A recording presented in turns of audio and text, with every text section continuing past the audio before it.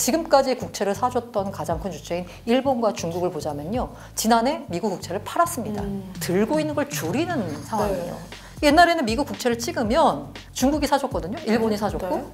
그리고 한때는 중국이 더 많이 들고 있었어요. 일본보다도. 근데 중국이 점점 미국에 대한 의존도를 줄인다고 하면서 국채를 팔거나 안 사거나 하면서 지금 현재 2등까지 내려왔고요. 전략적 비트코인 비축 행정명령 말씀드렸는데 거기에 비트코인도 나와 있지만 또 중요하게 나와 있는 게 바로 스테이블 코인입니다. 스테이블을 키우겠다라는 거고요. 빅테크도 스테이블 코인 발행 권한을 주는 거예요. 발행할 수 있게끔. 이렇게 되면 애플이 스테이블 코인 발행하고 아마존이 발행하고 테슬라가 발행하고 이렇게 되는 거예요. 그럼 그 발행하고 뭐 JP모건이 발행하고 골드만삭스가 발행하고 이렇게 발행하게 되면 스테이블 코인 시장이 지금보다도 훨씬 더 커지겠죠. 그렇게 되면 미국 국채를 사주는 곳들이 어마어마하게 늘어나는 거죠. 그러다 보니까 트럼프 관점에서 봤을 때 비트코인도 중요하지만 재정적자 문제 등을 해결하기 위해서는 사실 비트코인보다도 스테이블 코인에 더 큰 관심을 쓰고 있다.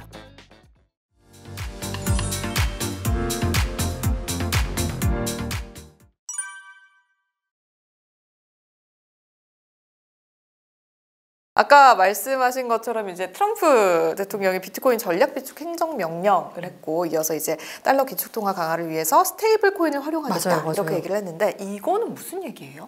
이게 스테이블 코인의 종류가 되게 여러 가지가 있어요. 100% 자산이 담보가 되는 스테이블 코인이 있고요. 아니면 알고리즘 스테이블 코인이라고 한때 시장을 평정했던 테라. 이게 알고리즘 스테이블입니다. 알고리즘 스테이블은 그 내부의 알고리즘에 따라서 1USD의 가치, 1테라가 1달러의 가치에 고정되게끔 알고리즘을 설계를 한 거예요. 그래서 이게 시장이 막 커졌었거든요. 그런데 이 테라 사태에서 보다시피 이 알고리즘이 깨지면서 완전히 그 1달러의 가치가 고정돼 있어야 되는데 이 가치가 뭐 0.5달러, 0.3달러, 0.1달러, 뭐 0.00 이게 먼지가 되는 이 상황이 펼쳐졌어요. 이 테라 사태 이후로 미국 정부가 공식적으로 인정하는 스테이블 코인은 100% 자산이 담보된 스테이블 코인입니다. 그래서 지금 사람들이 말하는 스테이블 코인은요, 그냥 1 스테이블 코인이 발행이 됐으면 뒷단에는 1달러가 있다라고 보시면 되는 스테이블 코인입니다. 그런데 요 1달러가 있다라는 거 1달러를 보통 그냥 달러를 갖고 있으면 아무것도 없잖아요. 그러니까 보통 이거를 뭐 예금을 넣거나 아니면은 미국 국채를 사거나 이런 식으로 이제 요 담보되는 자산을 운용하고 있죠. 하지만 요 담보되는 자산은 100% 안전한 자산, 대표적으로 미국 국채를 많이 편입하고 있고요. 과거에는 요 담보된 요 자산을 뭐 중국 어음을 들고 있다든지 바로 회사채를 들고 있다든지 이런 일들이 있었어요. 요거 관련돼 가지고 미국이 여러 가지 규제를 가하면서 지금 현재는 요 담보 자산이 전부 다 달러나 그의 등가물인 어떤 자산, 대표적인 미국 국채를 들고 있다라고 보시면 됩니다. 지금 미국에서는 뭐 스테이블 코인 관련된 법안도 준비를 하고 있다, 뭐 이런 얘기가 나오고 있는데 트럼프 대통령이 이 스테이블 코인 시장에 관심을 보이고 있는 이유는 뭐라고 생각하세요? 이게 테더라는 회사가 있거든요. 지금 스테이블 코인 시장의 거의 한 60%, 70%를 차지하는 게 USDT라는, 그러니까 USD는 달러잖아요. 그 T가 붙었잖아요. 이게 테더사의 T예요. 그래서 테더사가 발행하는 스테이블 코인인 USDT가 지금 현재 시장의 한 60에서 70%를 장악하고 있거든요. 그런데 아까 제가 말씀드린 대로 스테이블 코인을 1 스테이블 코인을 발행하면 1 USDT를 발행하면 그에 되는 1달러에 해당하는 자산이 담보가 돼야 된다라고 말씀드렸는데 담보를 아까 제가 미 국채를 많이 들고 있다라고 했잖아요. 24년 기준으로 테더가 들고 있는 미국 국채 규모가 1250억 달러 정도 됩니다. 이게 전 세계 규모로 따지자면요. 국가별 미국 국채 보유량 순위에서 한 17위 정도 해당해요. 이게 우리나라랑 비슷합니다. 독일보다 많아요. 가장 많이 들고 있는 건 이제 일본이고요. 그 다음에 중국이고요.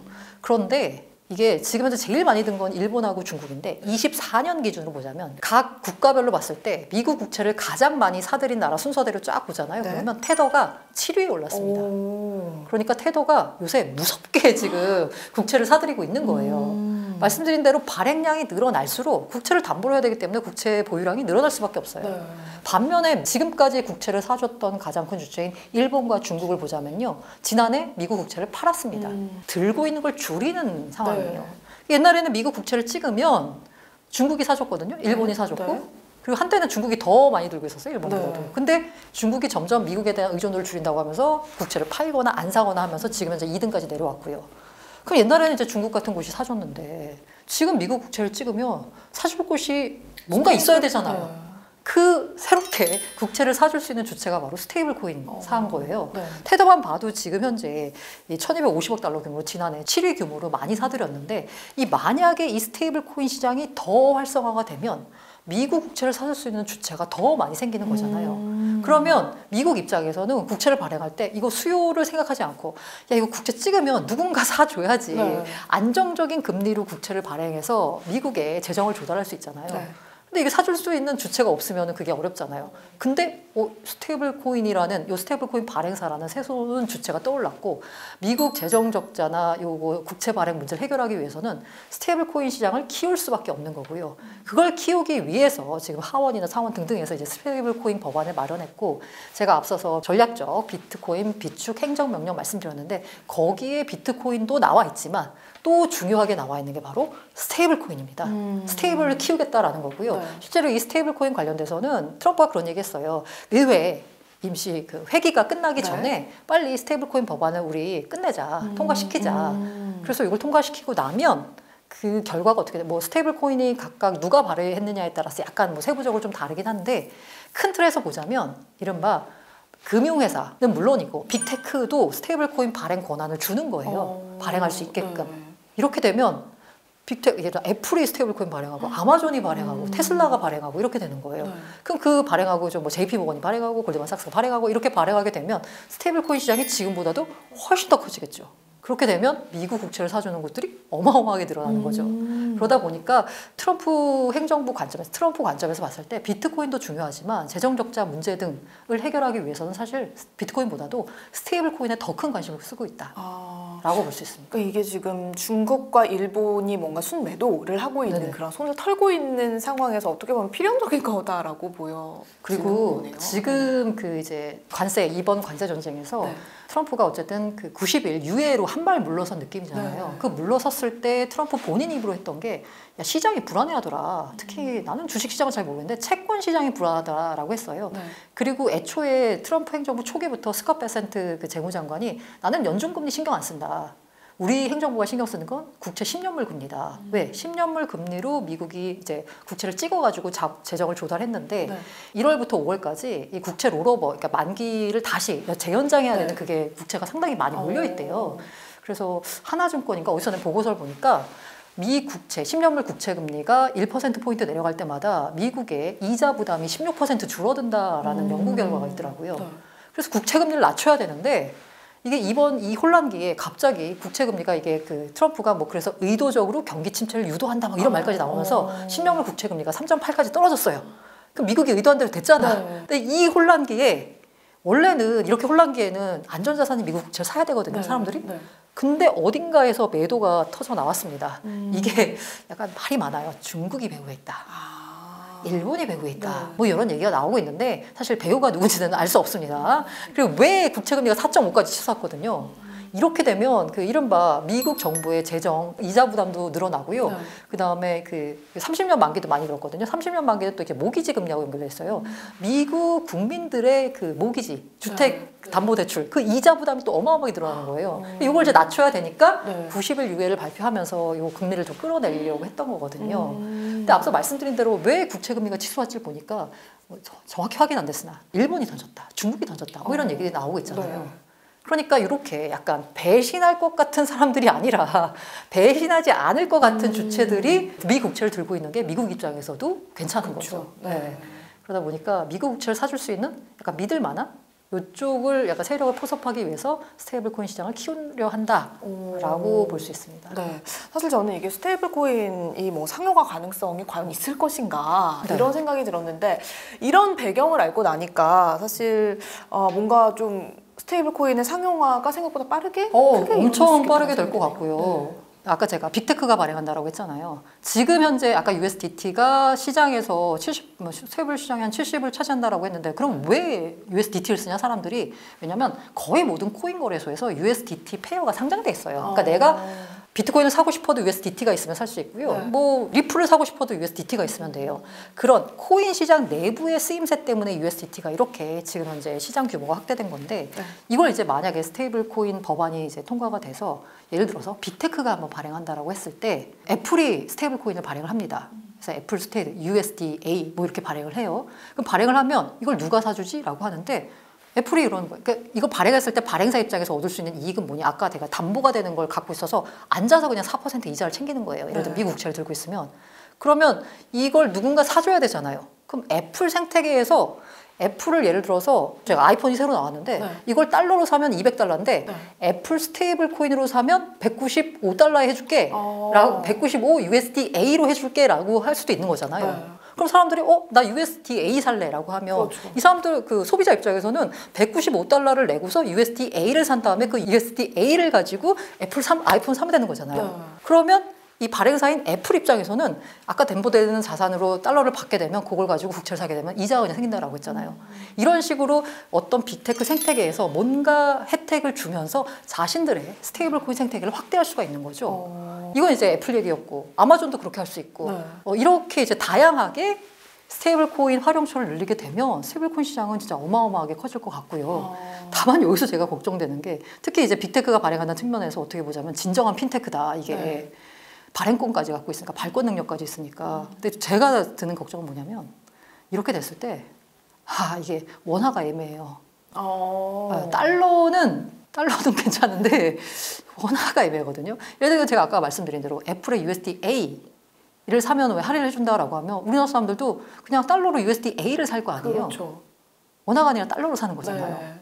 그래서 원화는 달러 환전을 위해서만 필요한 그런 화폐가 되는 수순이 될 수도 있는 거죠. 그러면 우리도 그냥 아예 그런 스테이블 코인으로 거래하는 게 그냥 더 익숙해지고. 그래서 지금 원화 스테이블 코인을 뭐 약간 우리도 해야 된다 뭐 이런 네. 목소리가 나오고 있는데 네. 이게 의미가 있는 게 이 스테이블 코인이라고 하는 게 결정적으로 국경이 없거든요. 외환 거래가 굉장히 자유롭습니다. 오히려 달러보다도 스테이블 코인이 더 자유로워요. 네. 제가 빗썸에다가 1,500원 입금해가지고 1 USDT 살 수 있거든요. 지금 당장. 근데 요거 이제 만약에 달러를 사려고 하면 은행 계좌 연결하고 그 다음에 만약에 규모가 크게 사려고 하면 또 외환 신고하고 되게 여러 가지 복잡하거든요. 그리고 국경을 넘을 때 달러가 넘을 때는 은행을 통하게 되면 송금 수수료가 굉장히 비싸잖아요. 네. 지금 빗썸에서는 이벤트 해가지고 USDT를 옮길 때 수수료가 제로입니다. 뭐 이런 식으로. 스테이블 코인 쓰기가 훨씬 더 쉬워지잖아요. 네. 그러니까 이 원화가 원화로서 지금 현재 많이 쓰일 수 있는 건 약간 일종의 약간 그 자본에도 국경이 있어서 우리나라 안에서 많이 쓰였던 거잖아요. 근데 이게 만약에 스테이블 코인 상태가 되면 자본에 국경이 없어지잖아요. 그렇게 되면 원화를 들고 있는 것보다 달러보다 스테이블 코인을 갖고 있는 게 낫네라고 생각하게 되면 이 원화의 설 자리가 어떻게 될까가 조금 걱정인 부분이긴 합니다. 왜냐면 저도 지금이라도 빨리 그런 스테이블 코인을 바꿔놔야 되나 이런 생각이 드니까 지금 이제 뭐 대선이나 이런 것들을 앞두고 뭐 우리나라도 화폐 개혁을 해야 되나 이런 얘기가 심심찮게 들려오는데 사실 그게 문제가 아닐 수도 있겠네요. 그래서 예전엔 저는 약간 이 스테이블 코인이 되면 네. 그래도 우리 원화 정도는 조금 그래도 지금과 같은 지위를 유지할 수 있지 않을까. 아마 저쪽에 약간 이른바 저개발 국가 쪽에 있는 화폐는 네. 그야말로 다 무용지물이 될 네, 거라는 네, 생각이 네. 들어요. 지금도 약간 마레인 가도 다 달러 쓰잖아요. 네. 근데 이게 만약에 스테이블 코인도 활성화되면 달러보다도 더 쉽게 스테이블 코인을 얻을 수 있으니까 자국 화폐, peso는 쓸 일이 별로 없게 되는 거잖아요. 근데 지금 벌쳐지는 모양새를 보면 이 원화 가치 방어도 만만치 않겠다는 생각이 드는 상황이긴 합니다. 그렇습니다. 자, 그렇다면 향후에 이제 가산시장, 가산자산 시장의 이런 트렌드 그리고 투자자들이 주목해야 될 또 다른 요소들 어떤 것들이 있을까요? 코인 시장 내부로 보자면요. 네. 저는 되게 중요하게 생각하는 게 아까 그 전략적 비트코인 비축 행정명령 그 이후 조치들 아까 예산 중립적인 거 생각해 네. 말하라고 했는데 도대체 무슨 방안을 내놓을지 똑똑하신 분들이니까 네. 뭔가 구체적인 방안을 내놓지 않을까라는 부분에 대해서 제일 집중하시면 좋을 것 같고요. 그게 이제 비트코인에는 호재로 좀 작용할 수 맞아요. 있을 당연하죠. 것이다. 당연하죠. 네. 알트는 비트 따라서 조금 오르다가 결과적으로는 약간 먼지처럼. 약간 펌핑을 하다가 네. 이제 물론 뭐 제 역할을 하게 되면은 자리를 잡을 수 있겠지만 지금 현재로서는 사실 그 제 역할을 해서 제 자리를 잡게 될 알트를 고른다는 게 사실 쉽지가 않아서 제가 그냥 비트를 말씀드리는 거고요. 네. 그리고 코인 시장 외부로 보자면요. 무조건 매크로죠. 이 관세 전쟁 변화에 따라서 그냥 자산 시장 움직이는 대로 지금 코인 가격도 움직이기 때문에 요게 이제 관세 정책이 어떻게 전개되느냐를 우리 국민 모두가 지금 경제 박사가 되고 있는 것 같은데 지켜보셔야 될 것 같습니다. 사실 이게 이 이슈가 훨씬 더 중요한 것 같아요. 맞아요. 지금 상황에서는. 네, 그렇기 때문에 저희 방송도 계속해서 시청을 해주시면서 여러분 팔로우를 해주셔야 됩니다. 자, 마지막으로 우리 코인 투자자분들에게 조언 한마디 부탁드립니다. 조언은 아니고요. 네. 이런 얘기들 많이 하잖아요. 그 예전에 학력고사 시절에 저도 어렸을 때 인터뷰를 본 기억이 났는데 전국 1등을 인터뷰를 가요. 그러면 공부 비결을 물어봐요. 네. 그럼 뭐라고 답을 하나요? 국영수 중심으로 뭐 열심히. 그러면서 교과서 위주로 들어가죠. 기본에 충실해서. 그렇죠, 그렇죠. 교과서 위주로 한다는 얘기는 제가 드리는 말씀도 역시나 교과서처럼 배고프면 밥 먹어야지 수준이 될 수도 있긴 하지만 이 투자에 이르는 길이 굉장히 험해요. 예, 아마 그런 짤 많이 보셨을 텐데 우리가 머릿속에서 생각하는 장투는 굉장히 평탄한 약간의 오르막을 그냥 올라가는 거예요. 그런데 실제로 벌어지는 장기 투자의 길은 어떠냐? 중간에 진흙탕이 있고요. 갑자기 강이 나타납니다. 그리고 갑자기 운하가 나오네. 여기 빠지면 못 나올 것 같은 그런 구간을 거쳐서 마지막 최종 목적지에 도달하는 거거든요.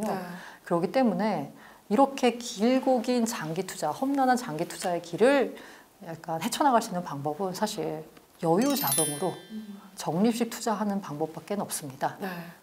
단 비트코인을. 네. 그래서 비트 투자를 말씀드리는 거고요. 그래서 그 비트를 투자하면 제일 좋고 그리고 제가 적립식으로 투자하라는 건 그래도 비 올 때 우산 있으면 좋잖아요. 그 우산 역할 하는 게 아마 제가 생각하기엔 적립식 투자가 아닐까라는 생각이 듭니다. 사실 너무 교과서적인 말이라 재미는 없지만 앞서 말씀드린 대로 전국 1등의 비결은 교과서였습니다. 교과서.